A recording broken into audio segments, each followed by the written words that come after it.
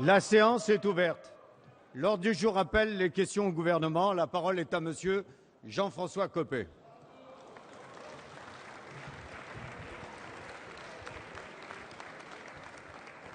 Monsieur le Président, ma question s'adresse à Monsieur le Premier ministre.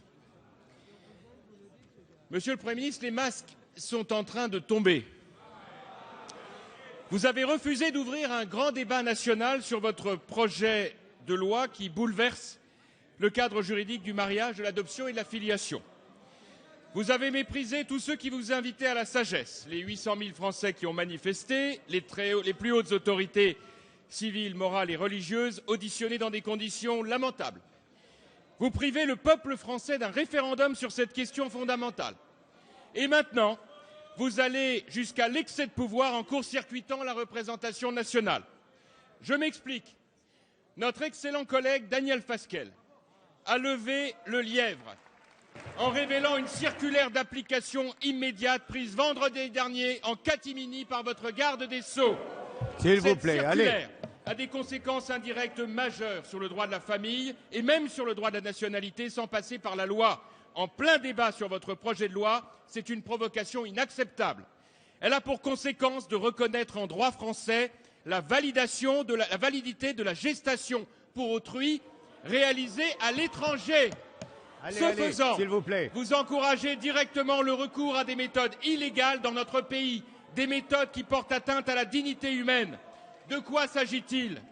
Il s'agit de payer une femme démunie pour qu'elle porte l'enfant d'un autre.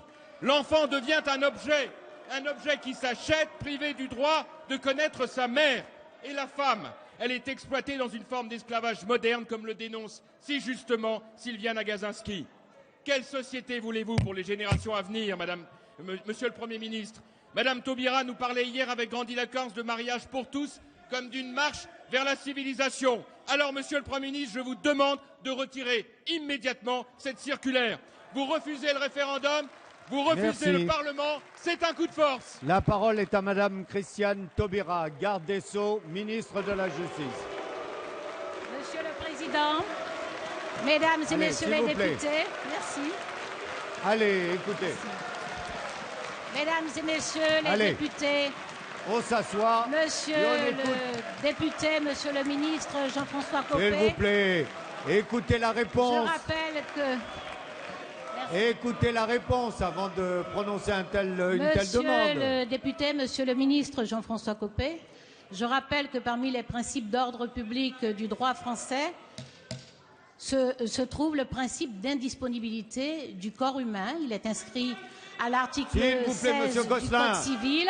Monsieur Gosselin. Et vous me fournissez l'occasion de réaffirmer formellement ici que ce gouvernement s'est déjà prononcé et confirme qu'il est absolument opposé à la GPA et qu'il ne l'ouvrira pas. Écoutez la réponse. Je vous rappelle que la Cour de cassation, par 3 arrêts datant d'avril 2011, a confirmé ce principe d'indisponibilité du corps humain, que le président de la République l'a réaffirmé, que le Premier ministre en a fait de même, que moi-même, le 16 janvier, devant la commission des lois, j'ai dit exactement que nous ne tolérerons pas la moindre éraflure à ce principe d'indisponibilité du corps humain. S'agissant des enfants, Monsieur le ministre, s'agissant des enfants, il y a eu 11 cas en 2012, 44 entre 2008 et 2011. Il ne s'agit pas d'une circulaire sur l'état civil, c'est une circulaire sur un constat de nationalité. La filiation de ces enfants est établie. Cette filiation est établie par document probant. Et j'ai demandé au greffier en chef, dont les juridictions, dont certains cas délivrent le certificat de nationalité française, dans d'autres cas ne le délivrent pas.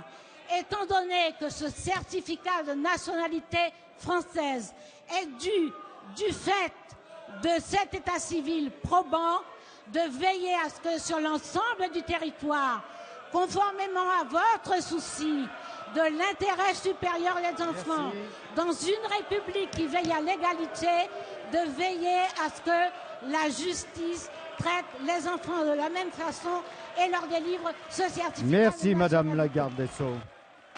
La parole est à Monsieur Luc Bello. Allez, s'il vous plaît.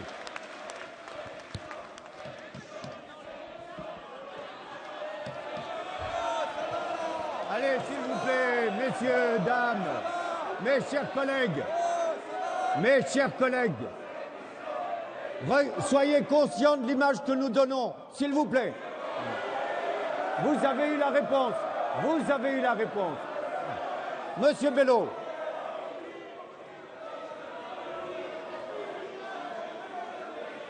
Vous avez eu la réponse et on vous a expliqué. Vous reposerez une autre question s'il le faut. Monsieur Bello, vous avez la parole. Merci, Monsieur le Président. Chers collègues, Monsieur le ministre de l'Éducation, il y a un peu plus de 6 mois, vous lanciez la concertation sur la refondation de l'école. Plus de 300 heures d'ateliers, plus de 120 réunions décentralisées. Ce fut le moment de réunir l'ensemble des acteurs de la communauté éducative, parents, enseignants, acteurs associatifs, élus. Le projet de loi que vous avez présenté la semaine dernière en Conseil des ministres découle directement des conclusions de ces travaux, à la fois en posant un cadre, mais aussi en portant une véritable ambition. Enfin, nous avons un projet global qui met l'enfant au cœur des réflexions, investit dans des moyens humains, donne la priorité à l'école primaire et fait évoluer les contenus et l'organisation des enseignements. Faire aboutir ce projet est une priorité et doit pouvoir s'appuyer sur 2 piliers. La réussite scolaire, bien sûr, mais aussi la réussite éducative. En ce qui concerne la réussite scolaire, les premières mesures budgétaires prises ici par la majorité sont annoncées dans nos territoires. Ce projet de loi vient les structurer et leur donner sens avec l'objectif de la réussite pour tous. Sur ces mesures, pouvez-vous nous dire quelles seront les règles de déploiement de ces moyens? Et pour la réussite éducative, complémentaire de la réussite scolaire, nous avons pu constater avec plaisir, Monsieur le ministre, que vous avez fait figurer les projets éducatifs de territoire. Ils doivent à la fois pouvoir porter un objectif, celui de la réussite pour tous, dessiner une méthode, construire avec tous les acteurs, mais aussi être une boîte à outils en permettant la construction de parcours éducatifs. Au regard de l'importance de ces projets, pouvez-vous nous indiquer quels moyens et accompagnements vous allez pouvoir mettre à la disposition des maires et de la communauté éducative pour permettre enfin la réussite de tous les élèves dont trop d'enfants ont été privés ces dernières années? Merci, monsieur.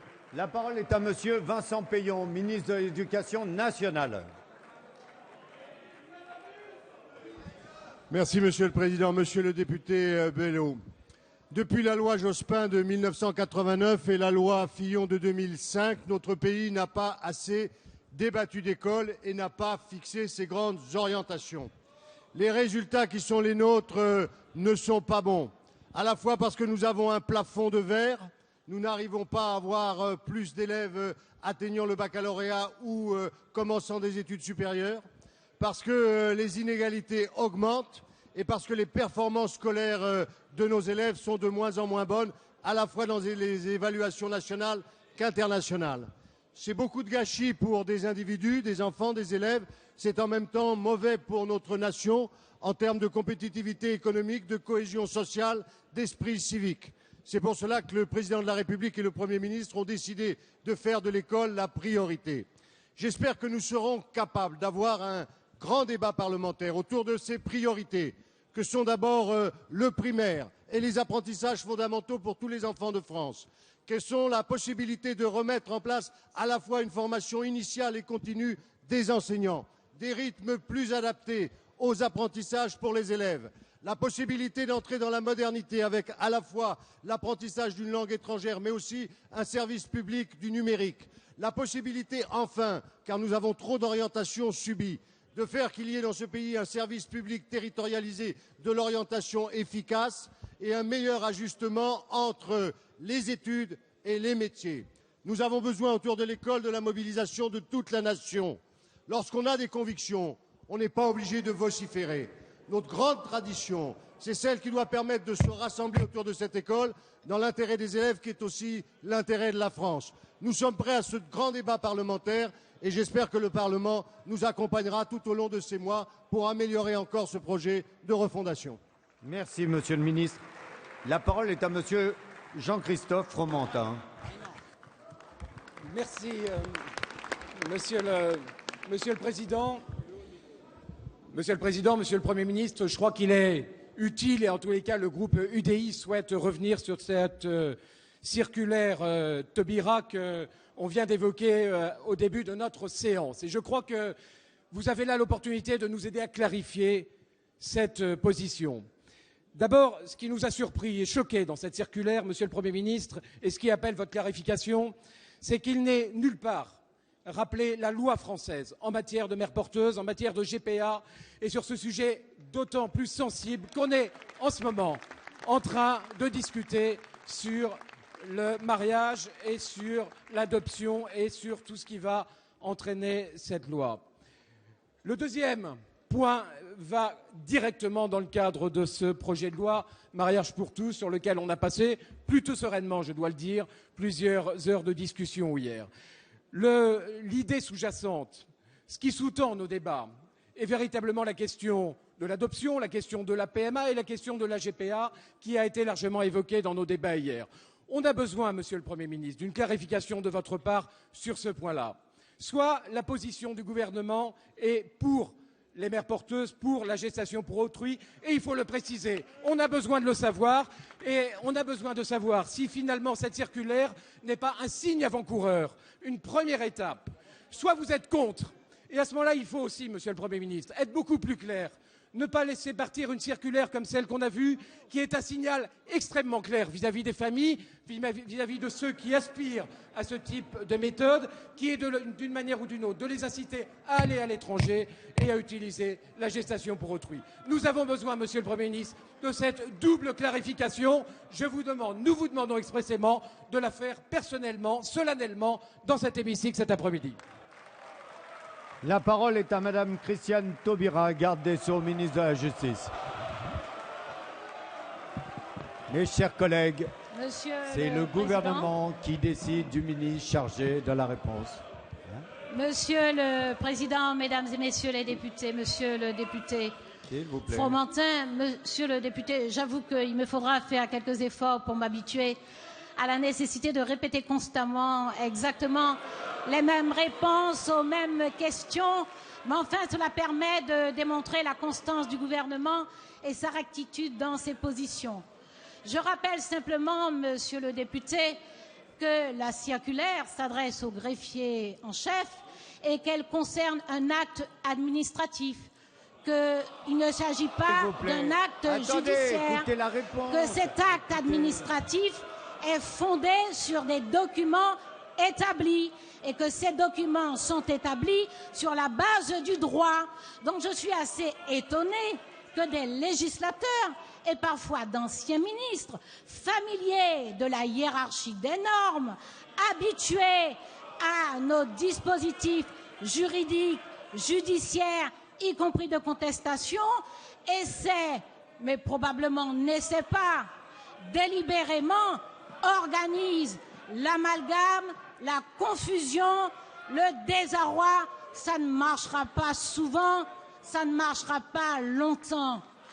Je vous répète que cette circulaire sur laquelle je me suis exprimée le 16 janvier, vous vous réveillez tardivement.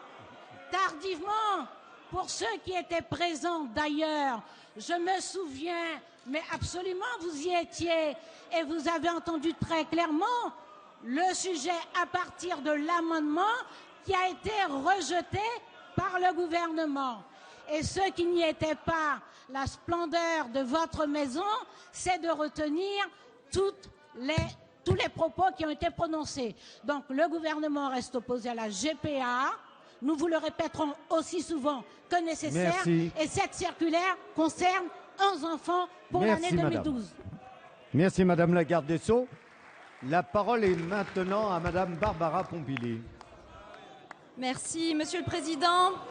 Chers collègues, Allez, ma faites question attention aux s'adresse propos. au ministre du Redressement productif. Monsieur le ministre, demain, nous redoutons une mauvaise nouvelle. L'annonce de la fermeture du site d'Amiens de l'entreprise Goodyear.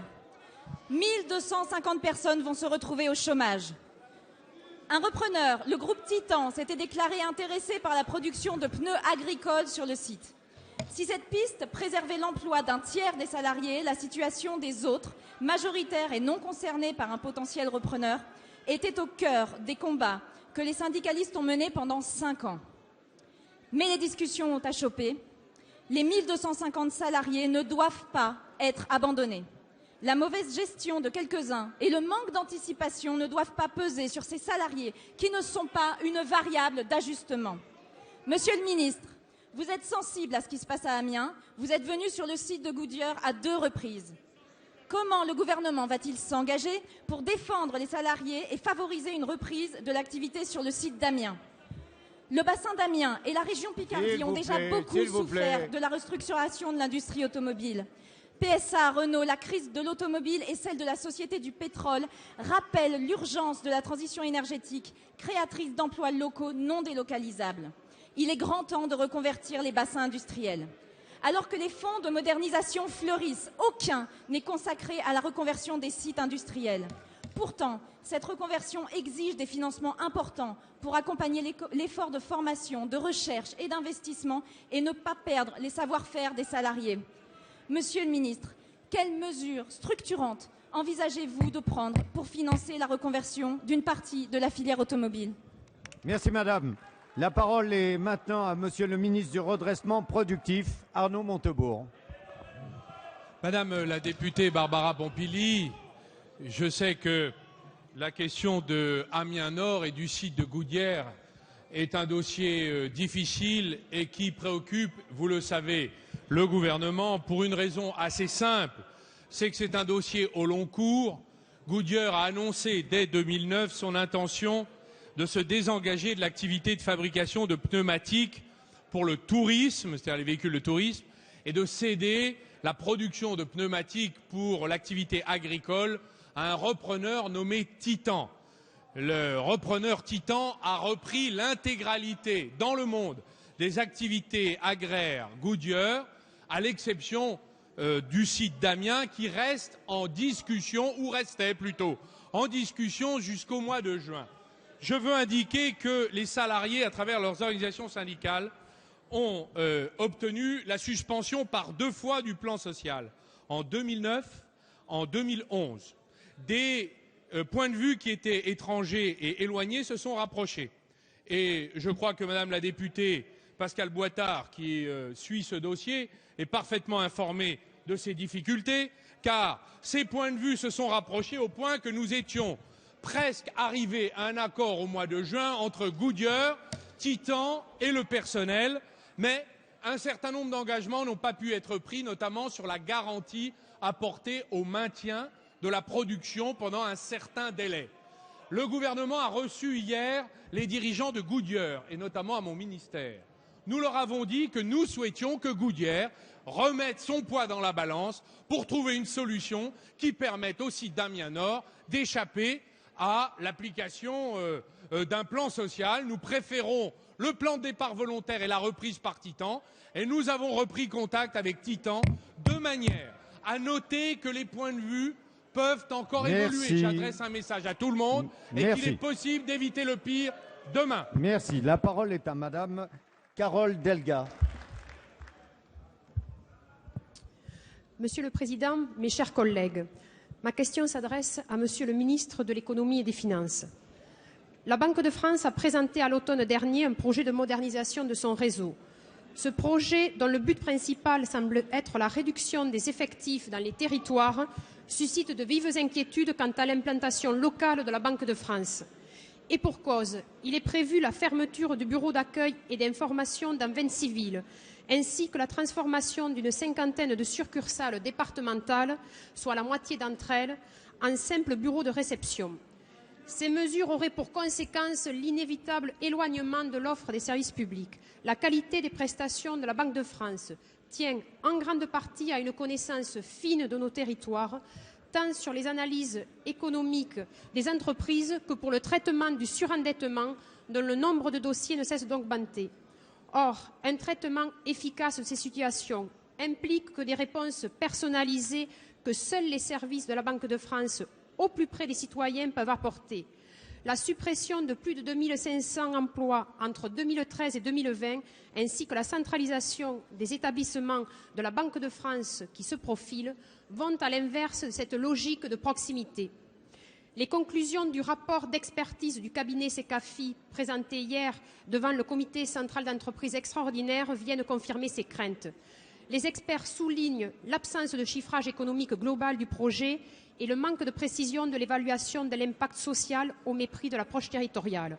Monsieur le ministre, pouvez-vous nous préciser quelles mesures vous avez l'intention de mettre en œuvre pour garantir le maillage territorial de la Banque de France, gage d'accompagnement économique pour nos entreprises et d'efficacité sociale pour les citoyens? Merci, madame.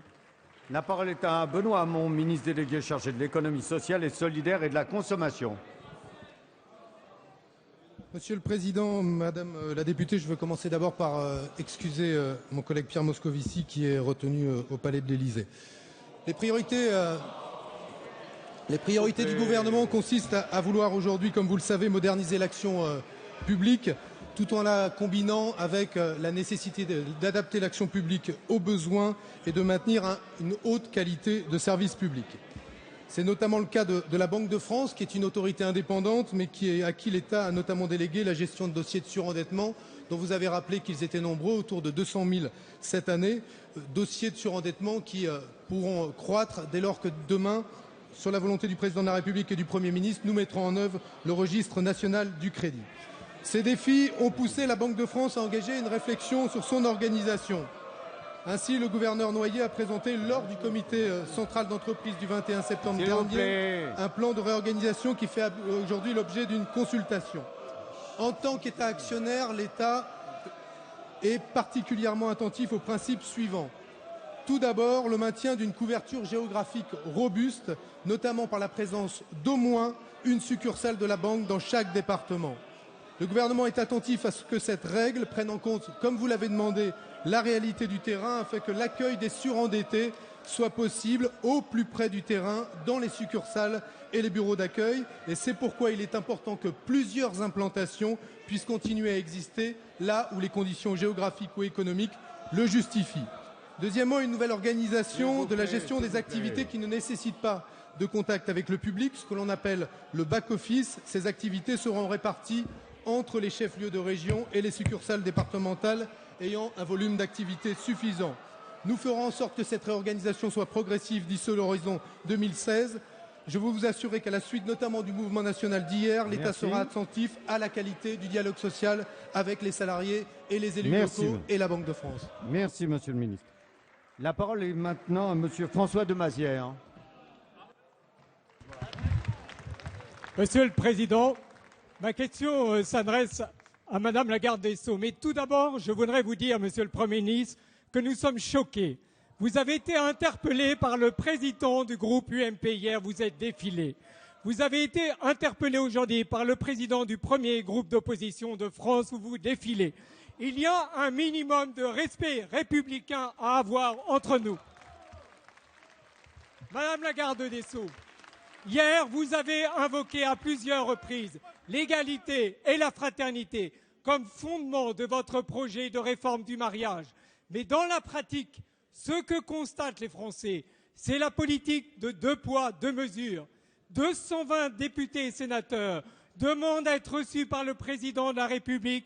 Ils ne le sont pas. Une délégation l'inter-LGBT demande audience. Elle l'obtient le lendemain et ses représentants peuvent annoncer sur les marches de l'Élysée que le chef de l'État est revenu sur l'engagement pris devant le Congrès des maires de France. Ouvrant droit à la clause de conscience, y a-t-il égalité de traitement? Le 13 janvier, une gigantesque foule de Français sincères demande à être entendue et reçoit pour seule réponse que vous êtes résolus à passer en force sans accepter aucune concession.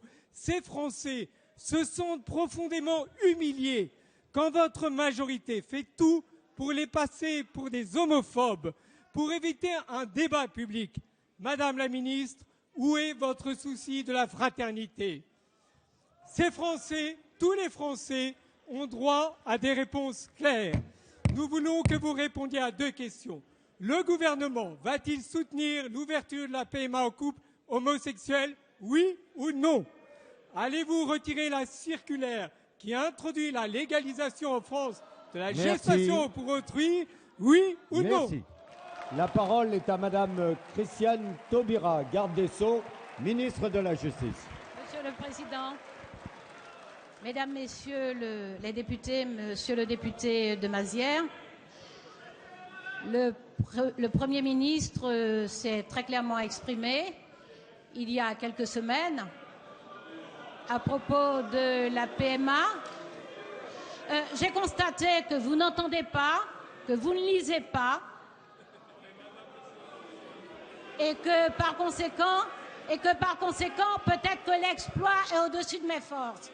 J'ai d'ailleurs noté dans votre tribune, Monsieur de Mazières, que j'avais été hissée au rang d'éminente juriste 8 mois après que j'ai été ignorante de toute question du droit. Je trouve que c'est un bel encouragement pour les étudiants de droit dans ce pays. Je vais donc répéter que le Premier ministre, le chef du gouvernement, s'est très clairement exprimé. Nous débattons depuis hier.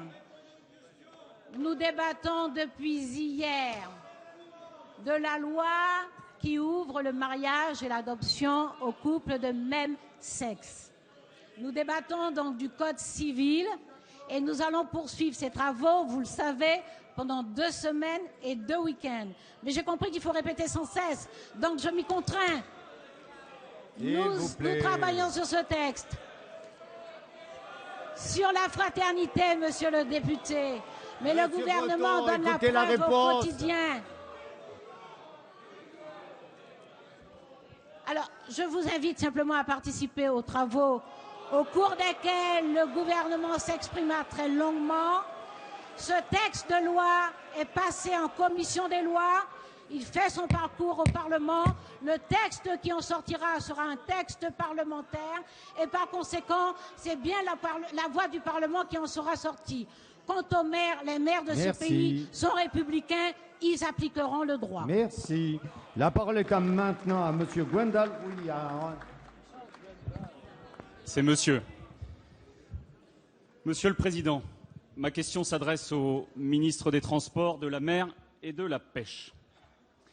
J'espère que ce sujet permettra de détendre l'opposition, permettra de prendre un peu de hauteur de vue eu égard à l'actualité. Je vais vous parler du fait maritime, de la stratégie de croissance bleue et de la politique commune des pêches. Je rappelle que le maritime pèse 1 500 milliards d'euros par an, dont 52 milliards issus de la cinquantaine d'entreprises du cluster maritime français, qui, au passage, représentent 310 000 emplois. Je le rappelle, 310 000 emplois. Premier élément. Deuxième élément, je rappelle que le maritime est fondé sur plusieurs piliers. La navale, l'offshore, les énergies marines, la plaisance et bien évidemment la pêche. La France, en matière de pêche, est le 4e producteur européen, même si nous ne couvrons que 40% de nos besoins. La France pèse 5,5 milliards d'euros. Le secteur de la pêche représente 42 000 emplois, directs et indirects. Et je rappelle, et ça devrait vous intéresser, que les lycées maritimes français sont plutôt bien remplis. Monsieur le ministre, c'est conscient de ces réalités que nous souhaitons vous accompagner pour mener à bien les négociations en matière de politique commune des pêches. Alors, 2 questions. Pouvez-vous nous éclairer sur vos négociations à Bruxelles en matière de politique commune des pêches et sur la capacité de la France à nouer une stratégie de croissance bleue. Merci De votre attention. La parole est à Monsieur Frédéric Cuvillier, ministre délégué chargé des Transports, de la mer et de la pêche. Merci Monsieur le Président, Mesdames, Messieurs les parlementaires, Monsieur le député, cher Gwendal Rouillard. Permettez-moi tout d'abord de saluer votre question, d'autant qu'elle permet de prendre la mesure des enjeux qui sont ceux de la négociation dans le cadre de la politique commune des pêches. Nous avons hérité, vous avez raison de le souligner, d'une politique maritime qui a été laissée en jachère par l'ancienne majorité, où la politique de la chèvre vide vis-à-vis de la Commission a mis les pêcheurs dans des difficultés, qui les a amenés à devoir rembourser des aides illégales données par l'ancien gouvernement, avec pour nous la charge de remplir des engagements qui ont été pris, parfois anciens, de 2008, sans même que ceux-ci n'aient été honorés par le gouvernement. Nous n'avons pas choisi la politique de la chaise vide. Nous avons participé à chacune de ces rencontres européennes. Nous avons renoué le dialogue avec la Commission et les premiers résultats sont là, notamment dans le cadre de négociations des quotas, des TAC et quotas, où à la fois nous avons obtenu des TAC et quotas stables ou en augmentation conformément aux avis scientifiques.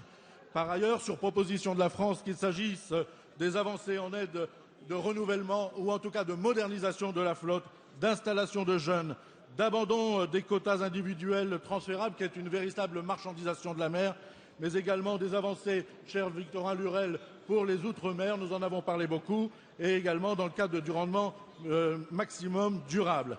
Nous accompagnons les pêcheurs. Nous mesurons, vous l'avez fait de façon très juste, combien la croissance bleue, l'enjeu maritime, est un enjeu qui est dans le cadre d'une politique maritime intégrée qui a été voulue par le Premier ministre lors de l'installation du Conseil national de la mer et des littoraux. Cette croissance bleue, c'est une politique maritime intégrée qui doit à la fois mêler les enjeux de pêche, de mer, de croissance, de redressement productif, d'énergie et d'environnement. Bref, une volonté que le gouvernement affiche aux côtés des pêcheurs, mais de l'ensemble des façades littorales. Merci. La parole est maintenant à Madame Bérengère Poletti. Monsieur le Président, ma question s'adresse à Madame la Ministre des Affaires sociales et de la Santé. Ce sont les femmes, vous le savez, qui assument le contrôle des naissances et en France, elles le font beaucoup trop souvent à travers la pilule œstroprogestative. De ce fait, et malheureusement, elles exposent ainsi leur santé, voire leur vie, ce qui n'est pas acceptable. La pilule œstroprogestative n'est pas un médicament comme les autres. Ce sont des femmes en bonne santé et en très grand nombre qui l'utilisent et aujourd'hui, elles sont inquiètes. Diane 35 est un médicament destiné aux femmes, notamment atteintes d'acné sévère. L'usage de ce médicament est depuis de nombreuses années détourné en contraceptif. Depuis quelques jours, un vent de panique pousse les femmes dans les cabinets de leurs médecins. L'Agence nationale de sécurité du médicament vient de rendre son avis. Il a été décidé que les autorisations de Diane 35 et de ses génériques seront suspendues dans un délai de 3 mois. Pour la sécurité des Françaises, j'ai plusieurs questions à vous poser, Madame la Ministre. Que leur recommandez-vous pour les 3 mois à venir? Qu'en est-il de toutes les pilules de 3e génération? Vous voyez bien aujourd'hui l'importance de l'encadrement médical pour la prescription de la pilule. Vous avez décidé, pendant la dernière loi de finances de la sécurité sociale, de rendre gratuite et anonyme la délivrance de la pilule aux mineurs, mais vous avez refusé la prise en charge de la consultation et de l'examen biologique que je vous avais demandé. Vous constatez aujourd'hui, à la lumière de ces événements, combien cette question est importante pour la sécurité des jeunes filles. On attend de vous, Madame la Ministre, que vous rassuriez les femmes françaises. Merci Madame. La parole est à Madame Marisol Touraine, ministre des Affaires sociales et de la Santé. Oui, merci Monsieur le Président, Mesdames et Messieurs les députés, Madame la députée Bérengère Poletti. Oui, la contraception est un des grands acquis des dernières décennies. Et il faut être attentif dans la période que nous vivons, que nous traversons, à ne pas lever la suspicion sur la contraception, à ne pas lever la suspicion sur l'ensemble des pilules. Ma responsabilité et celle du gouvernement, c'est de faire en sorte que les femmes soient assurées de pouvoir compter sur la bonne prescription de contraception au bon moment de leur vie. C'est la raison pour laquelle j'ai souhaité, pour éviter toute inquiétude exagérée, pour éviter tout mouvement de panique, c'est la raison pour laquelle j'ai mis en place un centre avec un numéro d'appel gratuit que les femmes peuvent appeler et appellent d'ailleurs de façon extrêmement nombreuse pour qu'elles puissent recevoir l'information objective, transparente concernant leur situation. Il ne s'agit pas pour les femmes qui aujourd'hui prennent une pilule de 3e ou de 4e génération d'interrompre brutalement leur traitement. Elles doivent voir un médecin avec qui elles vont pouvoir déterminer la manière de poursuivre leur contraception. Quant à la Diane 35 que vous évoquez, je veux le dire, il s'agit d'un médicament contre l'acné qui a été prescrit à tort comme une pilule contraceptive. Et c'est parce que cette pilule a été prescrite en dehors de son autorisation de mise sur le marché que l'Agence de sécurité du médicament a pris la décision de suspendre cette autorisation pour 3 mois. Les femmes doivent donc, qui prennent aujourd'hui une pilule Diane 35, doivent pouvoir prendre un rendez-vous avec leur professionnel de santé pour faire évoluer leur contraception. Comme vous, Madame la députée Poletti, je suis attentive à ce que les femmes soient assurées dans la contraception à laquelle elles ont droit. La parole est à Madame Marie Recalde. Merci, Monsieur le Président. Avant de poser ma question, je voudrais rendre hommage à la force et à la conviction de Christiane Taubira, une grande dame. Ma question s'adresse à Monsieur le ministre de l'Économie et des Finances. Monsieur le ministre, dans 10 jours, notre Assemblée examinera une loi majeure promise par le Président de la République, la loi portant séparation et régulation des activités bancaires. Elle apporte la preuve que notre majorité a pleinement pris en compte les conséquences de la crise financière. La France sera le premier pays en Europe à mettre en place une réforme structurelle des banques. Nous n'avons eu de cesse de le répéter. L'économie ne doit pas être au service de la finance. C'est à la finance d'être au service de l'économie, de l'emploi, des entreprises, qu'elles soient petites ou grandes, des ménages, qu'ils soient modestes ou fortunés. Avec ce projet de loi, les citoyens ne seront plus les victimes collatérales des activités à haut risque des banques. Le gouvernement a dès lors décidé de ne pas se contenter de cette nécessaire séparation des activités bancaires. Il va plus loin dans la régulation. Il a aussi développé une dimension plus protectrice des usagers des banques. Agio, dépassement de découvert, frais de rejet, services surtaxés. Trop d'abus ont été constatés ces dernières années. Il était nécessaire de mieux réguler les pratiques du secteur, notamment pour soutenir les populations les plus fragiles. En effet, les tarifs bancaires continuent d'être trop élevés. Un premier incident de paiement peut rapidement ouvrir une spirale tarifaire redoutable. Monsieur le ministre, pouvez-vous nous dire comment la nouvelle loi de régulation bancaire va permettre de mieux protéger les consommateurs et de mettre bon ordre dans un secteur au fonctionnement parfois contestable? Je vous remercie. Merci, Madame. La parole est à Monsieur Benoît Hamon, ministre délégué chargé de l'économie sociale et solidaire et de la consommation. Je vous en prie. Monsieur le Président, Madame la députée, Mesdames et Messieurs les députés, vous l'avez dit, avec la réforme bancaire, la France sera la première en Europe à mettre en place une réforme complète pesant sur la structure des banques. Cette réforme, c'est la réponse de la gauche et des socialistes à la crise financière de 2008. Le projet de loi protège les dépôts des épargnants, s'attaque aux activités spéculatives des banques et instaure un contrôle préventif des risques au sein des banques et du système financier dans son ensemble. Mais ce n'est pas tout. Le gouvernement a souhaité et tenu à ce que le projet de loi contienne des mesures de protection des consommateurs qui soient conséquentes. Quelques exemples. Cela concerne bien sûr les commissions d'intervention, ces frais que chacun d'entre nous connaît ou a bien connus et qui peuvent très rapidement se multiplier. Cela concerne le droit au compte et à des services bancaires de base pour les populations les plus fragiles. Cela concerne la simplification des procédures de gestion du surendettement. Cela concerne l'assurance emprunteur afin de renforcer l'information et la concurrence au bénéfice des Français. Et cela concerne enfin l'égalité femmes-hommes en ce qui concerne les tarifs et les prestations d'assurance. Ces mesures vont donc faciliter la mobilité bancaire et stimuler la concurrence entre les banques et permettre ainsi aux emprunteurs, aux clients de pouvoir réaliser des économies et réaliser donc des gains en termes de pouvoir d'achat. La réforme du secteur bancaire, Madame les députées, ce sont bien sûr des mesures systémiques qui doivent éviter que les épargnants et le contribuable payent pour les spéculateurs, mais ce sont aussi des mesures simples, de bon sens, qui doivent protéger les consommateurs et particulièrement les plus fragiles. C'est une réforme de gauche et le gouvernement est très fier de pouvoir vous la présenter. Merci, Monsieur le ministre. La parole est à Monsieur Alain Marty. Monsieur le Président, ma question s'adresse à Monsieur le Premier ministre. Monsieur le Premier ministre, hier, mon collègue Christian Estrosi vous a interrogé sur la réforme des rythmes scolaires. Le ministre de l'Éducation n'a apporté aucune réponse à nos interrogations. Cela devient une habitude. Il s'est contenté de critiquer le passé en étant donneur de leçons. Cela ne fait pas du tout une politique. L'objectif de mieux répartir les heures d'enseignement pourrait nous rassembler, puisque nous avions travaillé sur ce sujet avec Luc Châtel. En revanche, votre méthode de réformer est incompréhensible. Votre décret a été rejeté par le Conseil supérieur de l'éducation, le comité technique ministériel, par les enseignants qui sont descendus dans la rue. D'ailleurs, même l'un des vôtres, M. Cambadélis, relève le manque de doigté du ministre. Nos interrogations restent entières.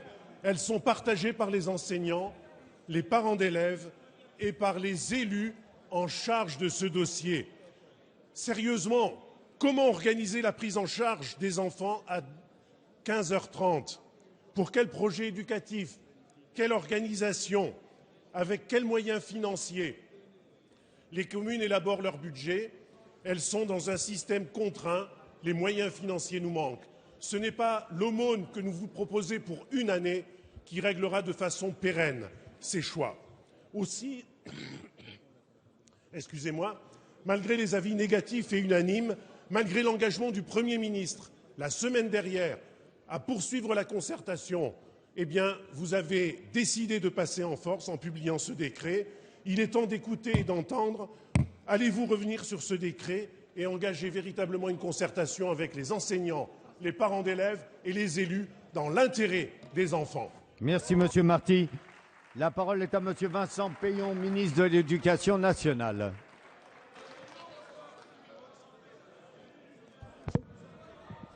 Monsieur le député, la concertation, vous le savez, elle a duré plusieurs mois. Vous y avez participé et vous devez le dire et l'assumer devant les Français avec courage et un peu de respect pour eux. Il y a d'abord eu la consultation nationale menée effectivement par mon prédécesseur et il y a eu la grande concertation nationale qui a été ouverte par le Premier ministre et conclue par le Président de la République. 1 an de concertation. Vous avez fait un certain nombre de demandes. Elles étaient légitimes. La première, comme vous le faites élégamment dans cette Assemblée, c'était de l'argent pour les collectivités locales.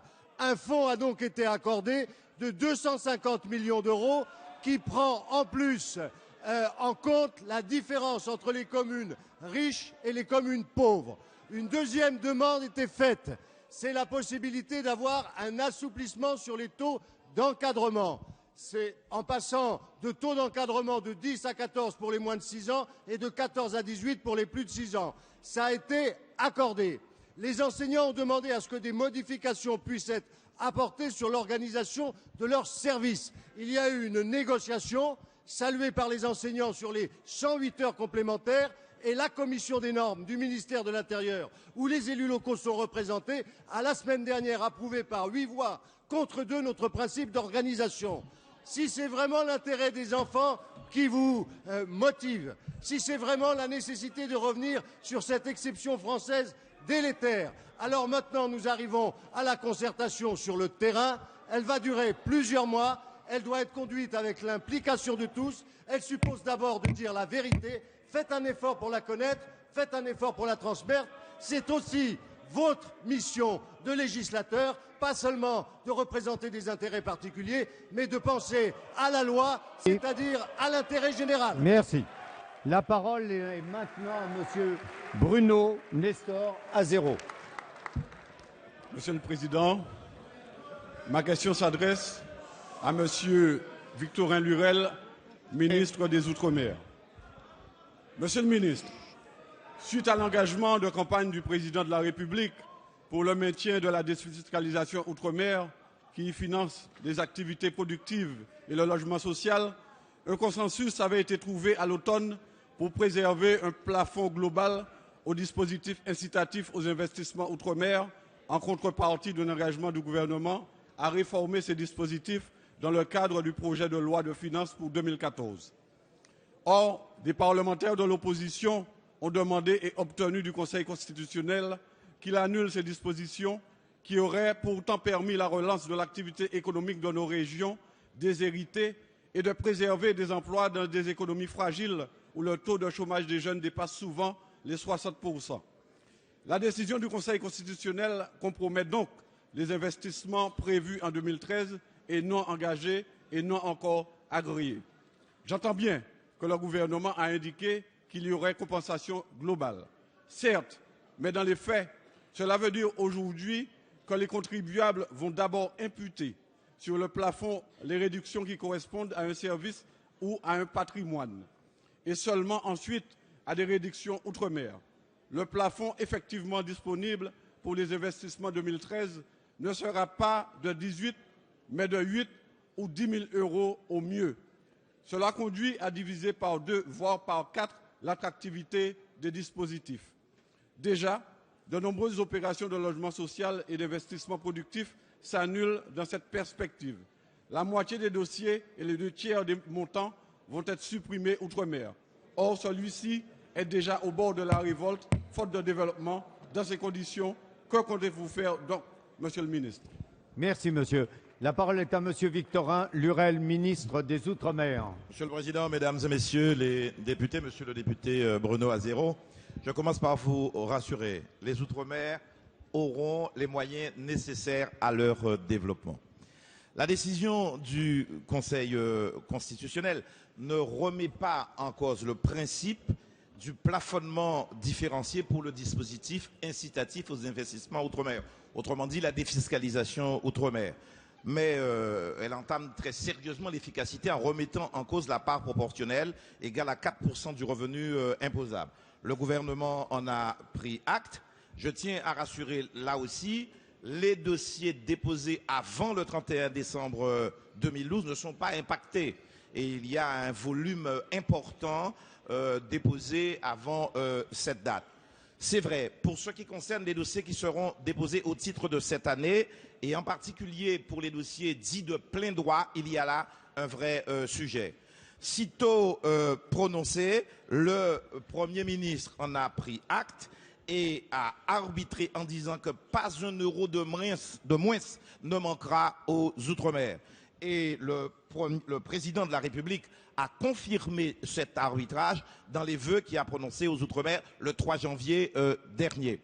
Alors, pour être très clair, pour le logement social, arbitrage de monsieur le Premier ministre, on invite les porteurs de projets à déposer leurs projets en termes identiques, si j'ose dire, dans les conditions antérieures, et que toute insuffisance éventuelle de financement des investissements par la défiscalisation sera intégralement compensée.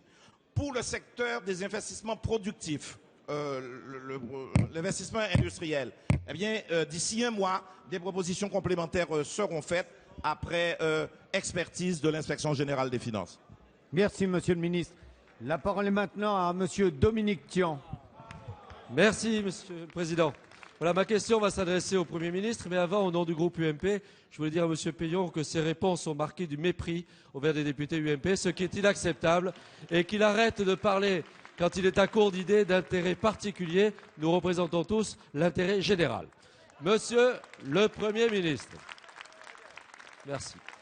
Monsieur le Premier ministre, le Conseil d'orientation des retraites, le COR, qui réunit les spécialistes des retraites pour conseiller le gouvernement, vient d'indiquer que le déficit prévisionnel de l'ensemble des régimes de retraite serait de 25 milliards d'euros à l'horizon 2020. Le gouvernement de Nicolas Sarkozy s'était attaqué avec courage à la réforme des retraites en repoussant progressivement l'âge légal du départ à la retraite et l'âge du taux plein. Votre gouvernement revenait sur ces mesures dès juillet 2012 en permettant un retour partiel à la retraite à l'âge de 60 ans pour un coût de 3 milliards d'euros par an à partir de l'horizon 2007. Conscient du danger, mais sans aucune concertation et sans souci de justice, M. Cahuzac, ministre du Budget, évoquait la semaine dernière, je le cite, comme une source d'inspiration un gel partiel des retraites complémentaires de l'AGIR et de l'ARCO, des salariés du privé, et cela pendant plusieurs années. Cela constituerait une diminution du pouvoir d'achat des retraités du privé, et chacun sait que dans notre pays, les retraités du privé sont déjà traités de manière peu équitable, voire injuste, par rapport aux retraités du service public, sans parler évidemment des régimes spéciaux, je pense à la SNCF ou à l'EDF, qui n'hésitent pas à recourir à la force dès qu'on s'attaque à leurs privilèges. Ainsi, Monsieur le Premier ministre, je voudrais savoir si vous allez faire preuve de courage en prenant les décisions urgentes que tous les autres pays européens ont prises déjà depuis longtemps. Merci. La parole est à Madame Marisol Touraine, ministre des Affaires sociales et de la Santé. Merci, Monsieur le Président, Mesdames et Messieurs les députés, Monsieur le député Tian. Effectivement, le Conseil d'orientation des retraites a rendu 2 rapports qui montrent d'une part que l'équilibre financier d'ici 2020, contrairement à ce que vous aviez affirmé et assuré lors de la réforme de 2010, ne sera pas atteint, ce qui amènera à prendre un certain nombre de décisions. Et d'autre part, ce rapport indique que la solidarité doit être revue pour que certaines situations de salariés soient améliorées. On peut parler, par exemple, de la situation des femmes, dont nous savons qu'elles touchent une retraite de 40% inférieure en moyenne à celle des hommes, ce qui amène aussi, là encore, à un certain nombre de mesures. De leur côté, les partenaires sociaux ont engagé une discussion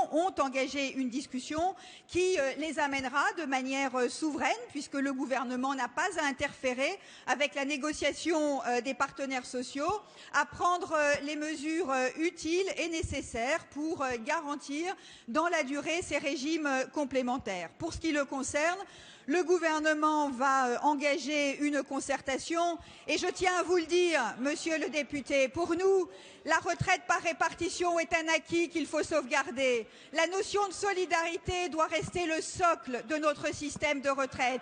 Et c'est la raison pour laquelle nous avons voulu que la justice soit au rendez-vous en permettant à celles et ceux qui ont accompli l'intégralité de leur durée de travail et de cotisation de pouvoir partir en retraite dès 60 ans. Le gouvernement va avancer avec responsabilité et justice. Là où vous avez échoué sur les 2 terrains, vous avez su concilier l'injustice de vos mesures avec l'irresponsabilité financière. Ce n'est pas la voie que nous choisissons. Merci. La parole est maintenant à Madame Marie-Françoise Clergeau. Merci, Monsieur le Président. S'il vous plaît. Merci, Monsieur le Président. Ma question s'adresse à Madame Marisol Touraine, ministre des Affaires sociales et de la Santé. Madame la ministre, vous avez annoncé il y a plusieurs jours un plan d'ensemble pour une juste contraception. Vous avez rappelé à juste titre que les pilules sont des médicaments et que vous étiez résolu à ce que chaque femme ait accès à la contraception qui lui convient. L'objectif est de limiter les prescriptions des pilules de 3e et 4e génération et de privilégier systématiquement les pilules de 2e génération. Vous avez d'ailleurs saisi les autorités européennes de cette question particulièrement sensible. Diane 35 est depuis plusieurs jours sur la sellette. Médicament contre l'acné, il semble être fréquemment employé comme contraceptif. La presse s'est emparée du sujet. L'Agence du médicament a engagé une réévaluation de ce traitement. Des informations font état de 4 décès directement imputables à Diane 35 et de plus d'une centaine de cas de thrombose depuis 1987, c'est-à-dire 25 ans. L'Agence nationale de sécurité du médicament et des produits de santé a annoncé ce matin qu'elle suspendait Diane 35. C'est une bonne chose. Madame la ministre, chers collègues, la loi Neuwirth du 28 décembre 1967 a été une avancée considérable qui a contribué à l'émancipation des femmes. Ce droit acquis de haute lutte doit être protégé. Le droit à la contraception ne peut pas être abîmé par les pratiques irresponsables de quelques-uns. Le droit à la contraception doit s'exercer dans les meilleures conditions possibles. Madame la ministre, Pouvez-vous nous dire quelles initiatives vont encore être engagées dans les jours et les semaines à venir pour mieux protéger les femmes dans leur accès à la contraception? Merci madame. La parole est à madame Marisol Touraine, ministre des Affaires sociales et de la Santé. Merci Monsieur le Président, Mesdames et Messieurs les députés, Madame la députée Marie-Françoise Clergeau. Vous avez profondément raison de souligner que la contraception a constitué une avancée remarquable et formidable pour l'ensemble des femmes, pour l'ensemble des couples. Et il est donc absolument nécessaire de garantir à toutes les femmes qu'elles pourront continuer à avoir accès à une juste contraception, à la pilule qui leur convient si elles choisissent la pilule dans les meilleures conditions de sécurité. Je n'ai pas attendu pour prendre un certain nombre de décisions qui s'imposaient, puisque dès le mois de septembre dernier, j'ai annoncé que les pilules de 3e et 4e génération seraient déremboursées. Dans le même temps, j'ai informé l'ensemble des professionnels de santé concernés qu'il s'agissait de prescrire en seconde intention et non pas systématiquement ces pilules de 3e et 4e génération. J'ai eu l'occasion de dire que je saisissais l'Agence européenne du médicament pour qu'elle puisse revoir les conditions de mise sur le marché des pilules de 3e et 4e génération, et je me réjouis que l'Agence européenne se soit saisie rapidement de la demande formulée par le gouvernement français.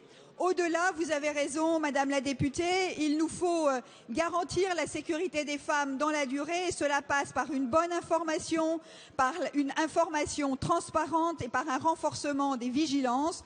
De ce point de vue-là, la Haute Autorité de Santé remettra à la fin du mois de mars des recommandations pour que la contraception soit adaptée aux femmes et définira les conditions dans lesquelles peuvent être prescrits les différents modes de contraception. Et j'ai demandé que soient faites des propositions pour améliorer la vigilance dans le cadre de l'Agence de sécurité du médicament, puisqu'à l'évidence, nous devons garantir la sécurité à l'ensemble des femmes. La parole est à monsieur Harry Chalut. Merci. Ma question s'adresse au Premier ministre, à qui j'associe M. Robert Thierry, Annick Girardin et tous les députés de l'Outre-mer concernés. Monsieur le Premier ministre, la situation des caisses générales de sécurité sociale des départements d'Outre-mer fait état de créances colossales auprès de nombreuses entreprises, des hôpitaux, des cliniques et même auprès de certaines collectivités. L'exécution qui était due au 1er janvier 2013 du dispositif de relance amiable des entreprises bénéficiant des exonérations l'ODEOM augmentera de 9 millions d'euros par mois les charges sociales à recouvrer. Autant dire que cela aggravera d'autant la situation des entreprises impactées. Parmi les 23 400 entreprises concernées, 67 bénéficiaient d'exonération de charges au titre de la LODEOM. Ceci démontre que les dispositifs législatifs précédemment mis en place pour pallier ce phénomène n'ont pas obtenu les résultats escomptés. Il ne s'agira donc pas ici de demander une énième exonération. Nos régions comptent bien prendre part au redressement des comptes de la nation. Nous avons d'ailleurs noté en 2012 une diminution de 5%. J'ai déjà saisi l'opportunité d'interpeller le ministre de l'Économie et des Finances sur la nécessité de revoir la réglementation liée au recouvrement de ces créances. L'inadaptation du cadre réglementaire actuel, souligné par les conseils d'administration des caisses des DOM, ne leur permettent pas de casser la spirale infernale de la dette sociale des entreprises de nos régions d'outre-mer, pour plus d'efficacité et non pour les soustraire à leurs obligations sociales. Dans l'immédiat, nous devons tout faire pour que soient évités les dépôts de bilan en cascade, plus de 6 000 entreprises en Guadeloupe, près de 18 000 emplois. Aussi, Monsieur le Premier ministre, pouvez-vous envisager une mesure sociale exceptionnelle qui consiste à globaliser les dettes sociales de ces entreprises et de leur permettre de bénéficier d'un moratoire de 24 mois pour le règlement de leurs dettes, précompte salarial compris. Merci. Merci. La parole est à madame Marisol Touraine, ministre des Affaires sociales et de la Santé. Merci, Monsieur le Président, Mesdames et Messieurs les députés, Monsieur le député Harry Chalus. Le gouvernement ne méconnaît évidemment pas les difficultés que rencontre l'économie dans les territoires et les départements d'outre-mer. Pour autant, et vous l'avez d'ailleurs vous-même souligné, La régularité du paiement des cotisations sociales dues par les entreprises doit demeurer la règle. Il y va de l'avenir de notre protection sociale et de la capacité à assurer son financement dans la durée. C'est la raison pour laquelle nous ne pouvons pas aller dans le sens d'une remise en question de ce financement. Le fait est d'ailleurs qu'un certain nombre de mesures généralisées de moratoire ou d'apurement ont pu être prises dans le passé qui n'ont pas donné les résultats attendus. Le bilan des mesures exceptionnelles prises en 2009 montre bien que les entreprises, en tablant sur des moratoires successifs, ne se mettent pas dans la situation de répondre aux conditions qu'elles doivent satisfaire. Le fait est que la politique qui a été suivie a encouragé des comportements d'attentisme. C'est la raison pour laquelle il ne paraît pas souhaitable, ni sur le plan financier, ni sur le plan social, ni même d'ailleurs sur le plan économique, d'aller vers un nouveau dispositif généralisé. Et c'est bien une approche au cas par cas des situations d'entreprise que nous devons nous livrer pour tenir compte du contexte local. Le gouvernement travaille donc en relation avec l'ACOSS et les caisses générales de sécurité sociale pour leur permettre d'avoir les leviers nécessaires et d'enclencher une spirale vertueuse qui permettra aux entreprises de satisfaire à leurs obligations sociales tout en tenant compte de la réalité économique face à laquelle elles se trouvent aujourd'hui. Merci madame. La parole est maintenant à monsieur Martial Sadier. Merci Monsieur le Président, mes chers collègues. Ma question s'adresse à Monsieur le Premier ministre. En 1985, le Parlement a voté à l'unanimité une grande loi d'aménagement durable du territoire concernant près d'un quart de notre territoire national, la loi dite loi Montagne. Cette loi est encore aujourd'hui reconnue par tous. Au-delà de poser les bases d'un développement équilibré de la montagne entre protection et développement économique, au-delà, entre autres, de ces grands principes qui régissent l'urbanisme de montagne, il a été institué, à cette occasion, le Conseil national de la montagne, présidé par le Premier ministre, est censé donner son avis sur la politique du gouvernement. Assemblée pluraliste, de par sa composition, aussi bien parce qu'elle transcende les clivages politiques que du fait que cette Assemblée regroupe en son sein la plupart des acteurs socio-professionnels des territoires de montagne. Monsieur le Premier ministre, ma question est dans l'esprit de cette loi et dans la logique du fonctionnement du Conseil national de la montagne dont j'ai eu, comme d'autres, sur ces bancs, l'honneur de présider la commission permanente. Je tiens ici à saluer et remercier les membres du CNM qui ont fait un travail colossal et précis par le passé et durant plusieurs législatures. Au moment où le gouvernement a annoncé un certain nombre de textes ou débats législatifs ayant un impact très fort sur les communes de montagne, je pense à l'acte 3 de la décentralisation, au rythme scolaire, à la modification du calendrier des vacances scolaires, à la modification des modes de scrutin électoraux pour la représentativité, à la fiscalité écologique, au grand rendez-vous de la politique agricole commune en 2013 ou encore au schéma des infrastructures de transport. Monsieur le Premier ministre, quand comptez-vous installer le Conseil national de la montagne dans sa nouvelle composition issue des élections législatives de juin 2012 ? Est-ce à vos yeux une instance consultative sur laquelle le gouvernement compte s'appuyer? Et si c'est le cas, quelle feuille de route comptez-vous donner aux futurs membres du Conseil national de la montagne? Merci monsieur. La parole est à madame Cécile Duflot, ministre de l'égalité des territoires et du logement. Monsieur le Président, Monsieur le député Sadier, votre question est importante et vous avez raison d'alerter le gouvernement. Vous l'avez déjà fait et vous l'avez fait avec délicatesse. Nous devons renommer le Conseil national de la montagne et nous allons le faire. Je peux, au nom du gouvernement, vous dire qu'avant le printemps, nous renommerons le Conseil national de la montagne parce que vous avez raison de dire que ces questions sont des questions qu'il nous faut traiter en amont. Vous avez évoqué un certain nombre de sujets. Je voudrais rajouter dans la suite du travail du rapport préparé par les sénateurs Fichet et Moret la question de la santé et de la présence médicale. Mais je voudrais évidemment vous indiquer que dans l'esprit du gouvernement, l'égalité des territoires, c'est respecter la diversité des territoires et que la question de la politique des zones de montagne est une question absolument décisive dans cette période. Cette question, et j'ai déjà eu l'occasion d'y répondre dans le cadre de la préparation du prochain projet de loi, aura aussi à traiter de questions qui concernent tout particulièrement les territoires de montagne. Je pense au logement des saisonniers, je pense aux unités touristiques nouvelles, je pense à tous ces sujets qui nécessitent une prise en compte particulière de la spécificité des zones de montagne, particularité pour laquelle les élus concernés sont les plus à même d'apporter des réponses pertinentes. Donc vous pouvez compter sur le gouvernement pour l'association du Conseil national, mais surtout pour sa renomination très rapide. Merci Madame la Ministre. La séance des questions au gouvernement est terminée. La séance est suspendue.